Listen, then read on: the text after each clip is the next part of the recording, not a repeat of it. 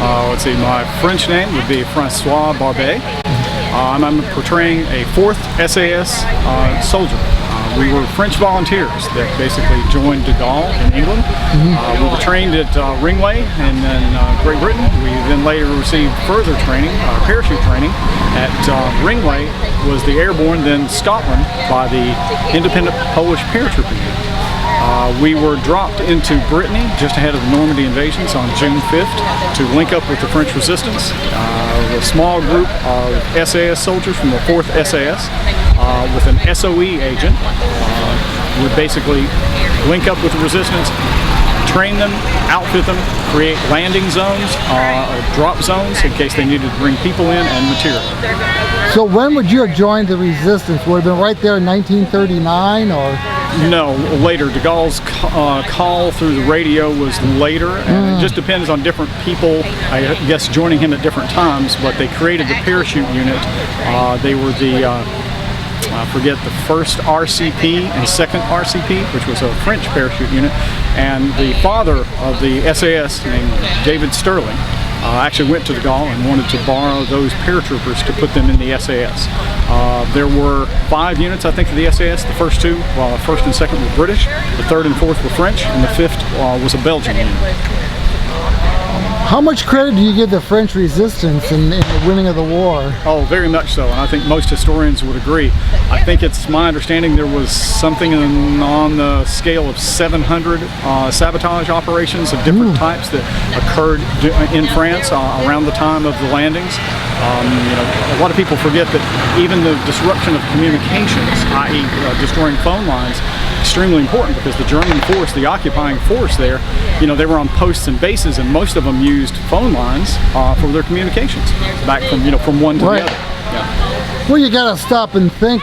You've got these Germans occupying your country, and you're going to do everything you can to change that. Exactly, exactly, and that's where we came in. We were, like I said, Frenchmen. I know that the group that I portrayed, when they dropped into Brittany, one of the gentlemen who was the first one killed in Operation Overlord, the British will tell you it was a guy from Pegasus Bridge, but the French will tell you that it was a Frenchman by the name of Emile Boutard.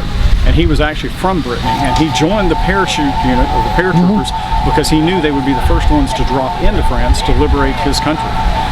And he actually dropped into Brittany. He was from Brittany himself, and like I said, was the first one that was killed because his stick, the parachute unit that was dropped in, unfortunately they were dropped in the wrong place, and they were too close to a German observation post, and they were seen. Why did you decide to portray the French resistance? I found it a kind of unique and a little more obscure part of history. Unfortunately, it seems that sometimes because of the government's position, the French military end is often somewhat maligned, but there were plenty of people like Emile who to me were, you know, were brave patriots, and you know, those that did resist the occupation, i.e. the idea of French resistance, and those to me are heroes, and sometimes in this case unsung heroes. How long have you been doing it? As far as Conneaut, or reenacting as a French resistance and Conneaut. Conneaut for about, I think this is the 6th year, if I'm not mistaken, and the French resistance now, this is my 3rd year of being SAS. Before that I was German. Okay.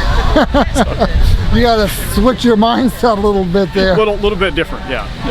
So how do you rank the Conneaut experience here compared to other places that you've reenact? Well, there's no comparison. I mean, when you talk about the scale of Conneaut, obviously there's nothing that matches it. I mean, it ranks up there with one of our best experiences, you know, of the year. You know, obviously I think it's probably the largest reenactment of World War II that I'm aware of in the East Coast, at least. And so I rate it right up there with another. I was lucky enough to be part of the 75th anniversary of the D-Day in Normandy. Oh, really? I was able to be in a reenactment there, and like I said, we're much larger here than that one was, but that one, of course, being on French soil, being in Normandy, it's kind of hard to beat. Yeah, I bet. Thank you very much. You're welcome. Thanks for coming out.